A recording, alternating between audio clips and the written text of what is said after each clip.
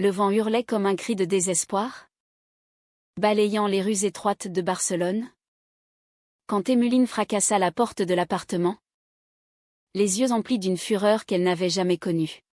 « Comment as-tu pu me cacher ça » hurla-t-elle, sa voix se brisant comme du verre sous l'impact de la trahison. Léa, figée sur le seuil, sentit son monde s'effondrer, son secret exposé comme une plaie ouverte au grand jour.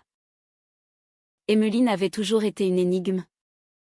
Une Française exilée dans cette ville espagnole vibrante, où les flamencos résonnaient comme des battements de cœur affolés. À 28 ans, elle vivait dans un petit atelier du quartier gothique, entourée de toiles inachevées et de pinceaux usés.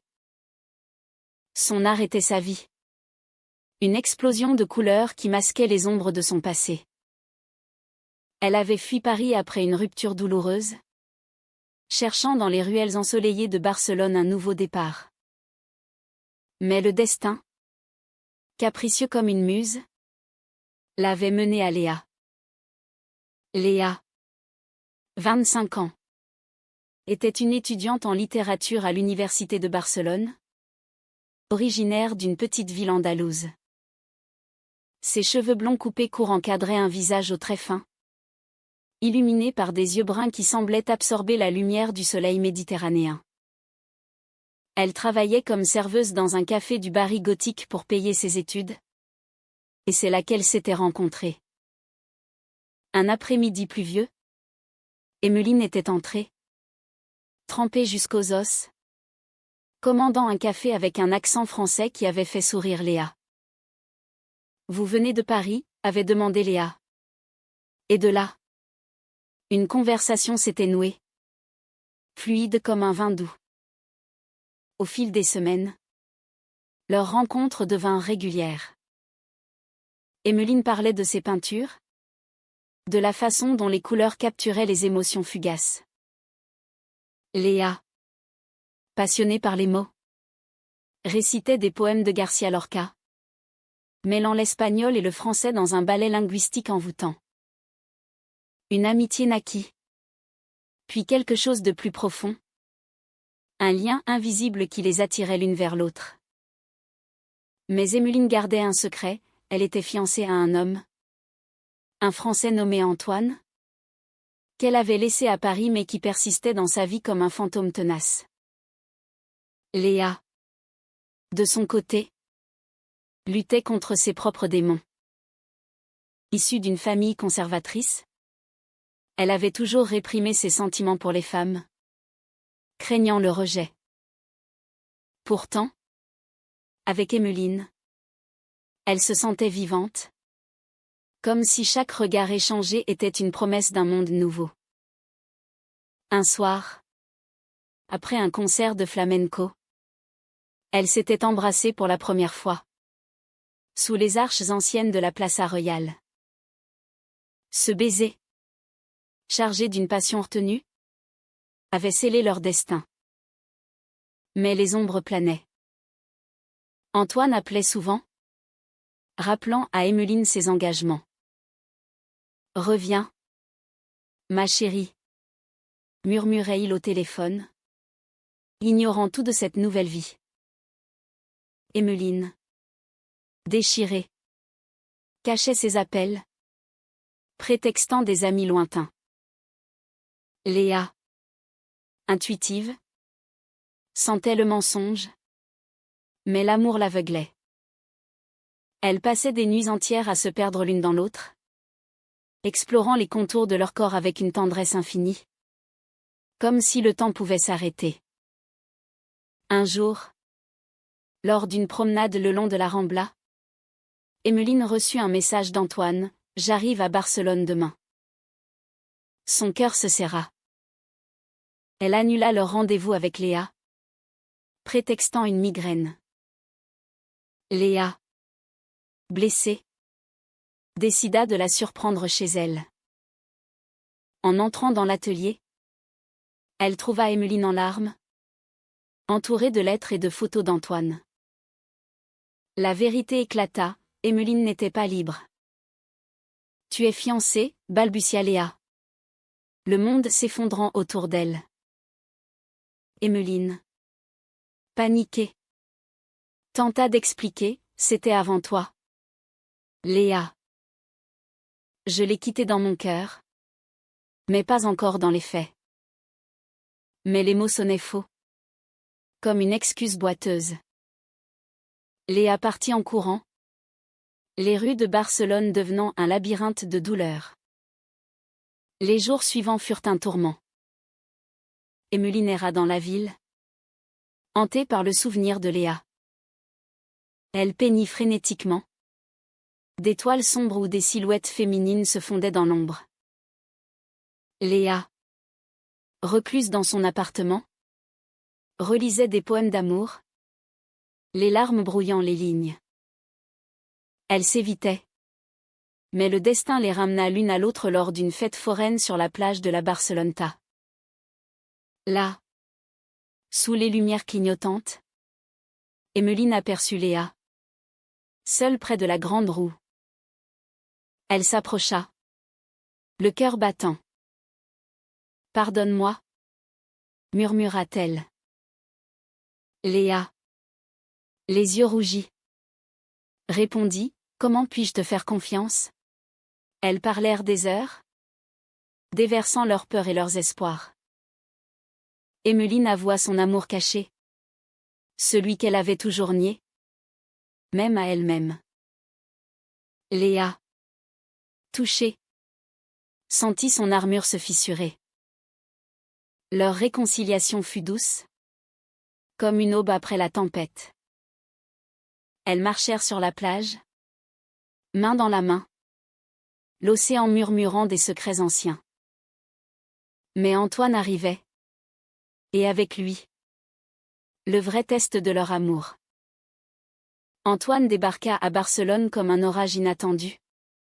Son costume impeccable contrastant avec le chaos coloré de la ville. Emmeline l'accueillit à l'aéroport. Un sourire forcé sur les lèvres. Tandis que son esprit vagabondait vers Léa. « Tu m'as manqué » dit-il en l'embrassant, ignorant la rigidité de son corps. Elle le guida vers son atelier, où l'étoile témoignait de son tourment intérieur. Léa, informée par un message laconique d'Emmeline, se rongeait les sangs dans son petit appartement. Elle imaginait les retrouvailles, la jalousie la consumant comme un feu ardent. Pour se distraire, elle se plongea dans ses études. Mais les mots de Baudelaire sur l'amour maudit résonnaient en elle, plongée au fond du gouffre. Enfer ou ciel? Qu'importe. Elle décida d'affronter la réalité et suivit Emmeline discrètement. Ce soir-là, Antoine et Emmeline dînèrent dans un restaurant typique, avec tapas et sangria. Ils parlaient de leur avenir à Paris, d'un mariage imminent. Emmeline, absente, hochait la tête. Son téléphone vibrant d'un message de Léa, « Je ne peux pas vivre sans toi. » Le cœur serré, elle excusa une sortie aux toilettes et répondit, « Attends-moi. Je vais tout lui dire. » Mais les mots restèrent coincés dans sa gorge. Antoine, sentant son malaise, pressa, « Qu'est-ce qui ne va pas ?» Emmeline, les larmes aux yeux, murmura, « Il y a quelqu'un d'autre. Une femme. » Le silence qui suivit fut assourdissant. Antoine, stupéfait, éclata de rire nerveux. Puis son visage se durcit. « Tu te moques de moi? Après tout ce qu'on a vécu ?» Il partit en claquant la porte, laissant Emmeline seule avec sa culpabilité. Léa, qui avait observé de loin, accourut. Elles s'enlacèrent dans la rue, sous les regards curieux des passants. « Tu l'as fait » murmura Léa, émue. Mais la joie fut éphémère. Antoine, blessé, contacta la famille d'Emmeline à Paris, révélant tout. Les appels affluèrent, sa mère, choquée, pleurait au téléphone, son père, furieux, menaçait de couper les ponts. Emmeline, accablée, se réfugia chez Léa. Leur amour, autrefois secret, devenait un scandale. Léa, forte, la soutenait, nous affronterons ça ensemble. Elles passèrent des nuits à se confier, explorant les profondeurs de leurs âmes. Léa raconta son enfance en Andalousie. Les fêtes religieuses où elle se sentait étrangère à son propre corps. Emmeline parla de Paris, de la pression sociale qui l'avait poussée vers Antoine. Pourtant, un nouveau conflit surgit. Léa, influencée par une amie conservatrice, commença à douter. Et si c'était une phase, se demanda-t-elle. Lors d'une dispute, elle lâcha, peut-être que tu devrais retourner avec lui. C'est plus simple. Emmeline, blessée, cria, tu ne crois pas en nous? Léa, regrettant ces mots, s'excusa. Mais la graine du doute était semée. Elles décidèrent de s'échapper pour un week-end à Sitges, une petite ville côtière connue pour sa communauté LGBT. Là, entourées de couples libres, elles redécouvrirent leur passion. Des promenades sur la plage, des danses jusqu'à l'aube, des rires partagés. Emmeline peignit Léa nue au lever du soleil, capturant sa beauté dans des tons chauds. Mais le retour à Barcelone ramena la réalité. Antoine, vindicatif, avait envoyé des photos compromettantes à l'université de Léa. Des rumeurs circulèrent, et Léa fut convoquée par le doyen. Votre conduite personnelle affecte votre réputation, dit-il. Léa, furieuse, défendit son amour. Mais le stress la rongeait. Emmeline, déterminée, contacta Antoine pour une confrontation finale. Ils se rencontrèrent dans un parc, sous les palmiers. Pourquoi me détruire, demanda-t-elle. Il répondit. Amère, parce que tu m'as trahi.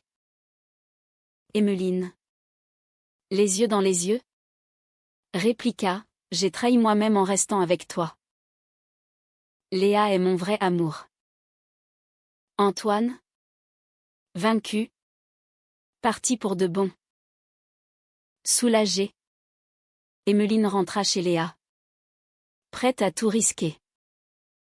Mais elle trouva l'appartement vide. Avec une note, j'ai besoin de temps. Le cœur brisé, Emmeline s'effondra. Léa avait fui vers son village natal, cherchant refuge auprès de sa famille. Emmeline passa les jours suivants dans un brouillard de désespoir, errant dans les rues de Barcelone comme une ombre. Elle appelait Léa sans relâche. Mais les messages restaient sans réponse. Ses toiles devinrent des cris muets. Des explosions de rouge et de noir reflétant sa douleur. Elle se rappelait leurs moments intimes, les caresses douces, les murmures d'amour en français et en espagnol, fusionnant comme leur corps.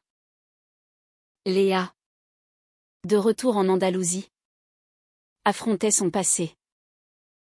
Sa mère, une femme pieuse, la questionna, qu'est-ce qui t'arrive?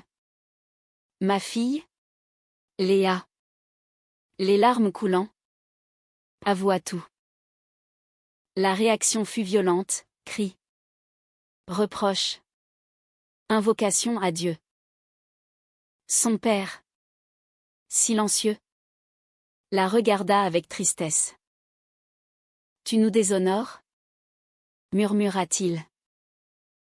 Léa, dévastée, se sentit plus seule que jamais. Pourtant, Au fond d'elle, l'amour pour Emmeline brûlait encore. Elle relisait leurs messages, revivait leur nuit passionnée. Une nuit, sous les étoiles andalouses, elle décida de lutter. Elle contacta une association LGBT locale, trouvant du soutien dans des histoires similaires. L'amour n'a pas de genre, lui dit une conseillère.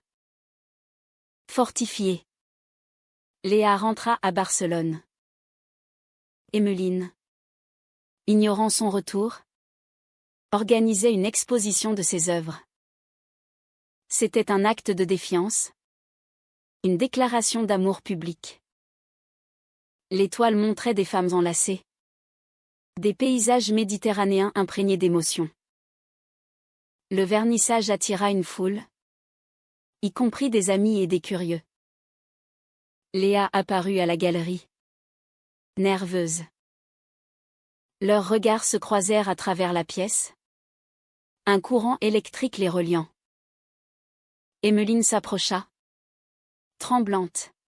« Tu es revenue. » Léa, émue, répondit, « Je ne pouvais pas t'abandonner.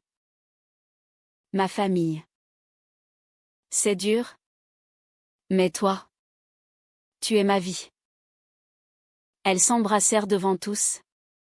Un baiser chargé de défis et de tendresse. Mais le bonheur fut de courte durée. Une amie de Léa, jalouse et conservatrice, révéla leur relation à la presse locale. Un article parut, « L'amour interdit d'une étudiante andalouse ».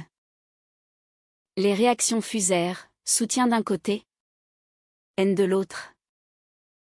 Léa reçut des menaces anonymes, Emmeline des appels injurieux. Leur amour devint un combat.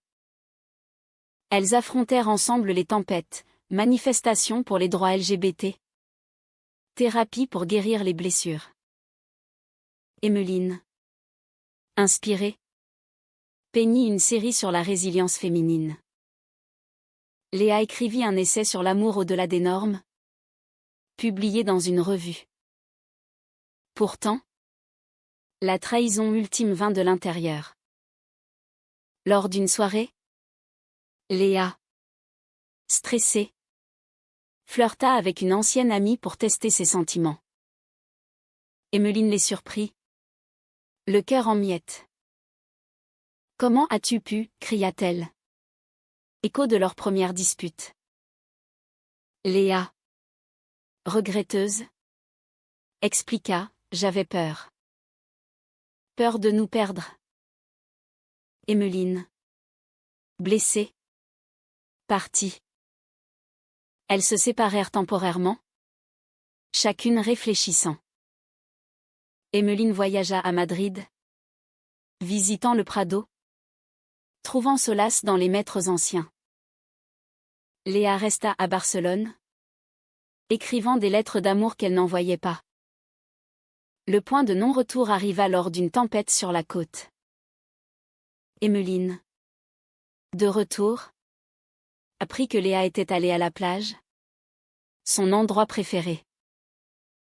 Elle la trouva là, sous la pluie battante, contemplant l'océan furieux. Léa, aplatie elle. Elles se firent face. Les vagues rugissant comme leur passion. « Je t'aime. Malgré tout, » dit Emmeline. Léa, trempée, répondit, « Moi aussi. Mais nous devons être honnêtes. » Elles parlèrent des heures, dénouant les nœuds de leur peur. La trahison devint une leçon, renforçant leur lien. Elles décidèrent de tout recommencer, loin des jugements. Emmeline vendit son atelier. Léa termina ses études. Elles planifièrent un voyage en France pour présenter Léa à la famille d'Emmeline. Réconciliées. Le train filait vers Paris, emportant Emmeline et Léa vers un avenir incertain. Assises côte à côte, mains enlacées. Elle regardait le paysage défiler, les Pyrénées enneigées, puis les plaines françaises. « Es-tu prête ?» demanda Emmeline. Léa, souriante, répondit, « Avec toi. » Oui. À Paris, la famille d'Emmeline les accueillit avec prudence. Sa mère, après des mois de silence, les serra dans ses bras. « J'ai eu tort de juger, » admit-elle. Le père, plus réservé, offrit un toast à l'amour, quel qu'il soit. Léa, touchée, partagea des histoires d'Espagne, tissant des liens inattendus. Elles visitèrent les musées, marchèrent le long de la Seine, revivant les racines d'Emmeline. Léa, fascinée, murmura, « C'est ici que tu es née. Mais c'est à Barcelone que tu as revécu. » Leur amour s'épanouit, libre enfin des chaînes du secret. De retour en Espagne, elles s'installèrent dans une petite maison près de la mer, à Valence. Emmeline ouvrit une galerie, exposant des œuvres sur les thèmes de l'amour et de la résilience. Léa publia un roman inspiré de leur histoire, acclamé pour sa profondeur émotionnelle. Elles devinrent des figures discrètes de la communauté LGBT, aidant d'autres à trouver leur voie. Les années passèrent, marquées par des joies simples, des dîners aux chandelles, des voyages en Italie, des anniversaires célébrés avec passion. Mais la vie, imprévisible, testa leur lien une dernière fois. Léa fut diagnostiquée avec une maladie rare, un cancer qui menaça de les séparer. Emmeline, dévastée, resta à ses côtés, transformant leur maison en sanctuaire d'amour. « Je ne te quitterai pas, » jurait-elle. Léa, affaiblie mais forte, répondait, « Notre amour est éternel. » Elles affrontèrent les traitements ensemble, trouvant dans la douleur une beauté poignante. Miraculeusement, Léa guérit, leur lien renforcé par l'épreuve. Elles adoptèrent une enfant, une petite fille orpheline, lui offrant un foyer rempli d'amour. « Nous sommes une famille, » disait-elle, élevant l'enfant dans un monde de tolérance.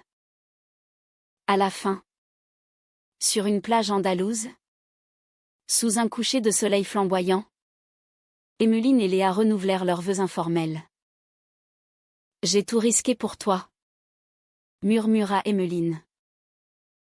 Léa, les yeux brillants, répondit, « Et j'en valais la peine. » Leur histoire, cassée ch'tine et romantique, devint un témoignage humain, l'amour triomphe quand on ose le vivre pleinement.